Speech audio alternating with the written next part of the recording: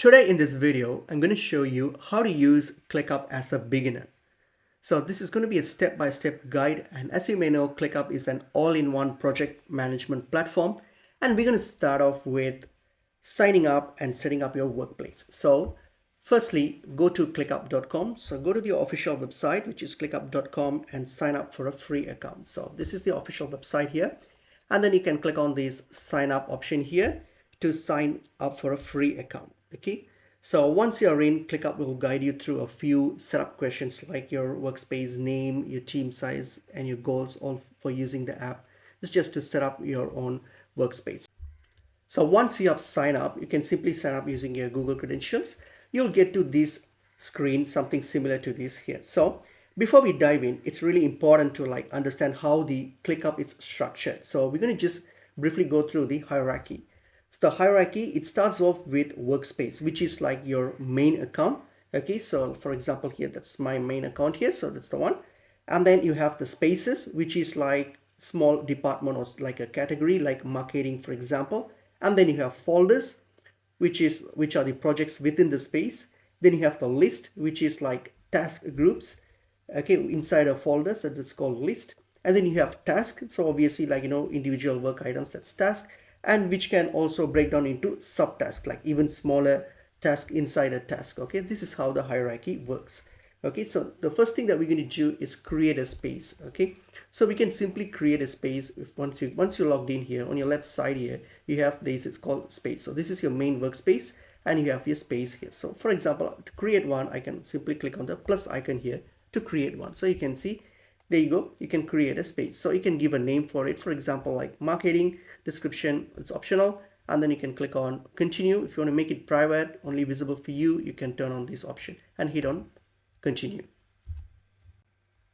And here you can select your workflow. So as a beginner, you can just go with the starter. So just choose starter, that's fine. And then here you can customize this, how you want to view it and all those things. But just for a beginner, you can just simply leave it as it is and click on create space. So this will now create the space for you. Okay, so now you have the space.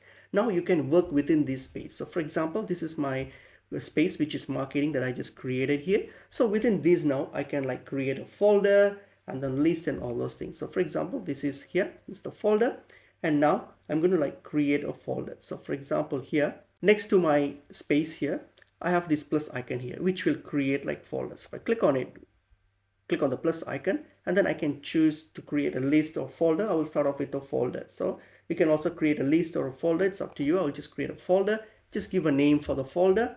Okay, and then you can customize the settings for it as well, or else you can just click on create, and then this will now create a folder. So you can see a folder has now been created, which I can add files to it later. The same thing you can, if you don't want to add a folder, you can simply add a list, or within the folder you can add a list. So if you, underneath the folder here, there's a list option. If you click on the plus icon, you can add your list, you can add a list, or you can also add your first task. So if you click on these on the list here, if you click on it, if you click on the plus icon here on the list and then click on task, so you can add your first task. So for the task, you can simply click on it, and then here what you can do, you can add whatever you want to for the task. You have whatever you want to type in, you can simply type in here.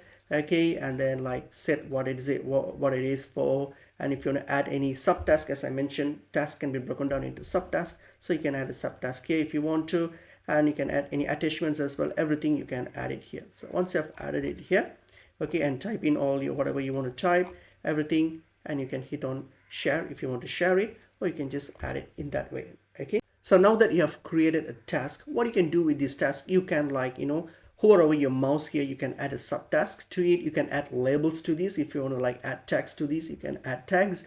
Okay, and you can assign it to someone. Let's say if you are in a group collaboration, so you can assign it to some other member in your team. You can set due days for these, and also set priorities here. And you can also set for example due days. If you want to send a reminder for the task, you can click on, if you click on it here, and then you can choose whatever you want to do here, like sending reminder or an email and all those things. So you can simply manage it through here.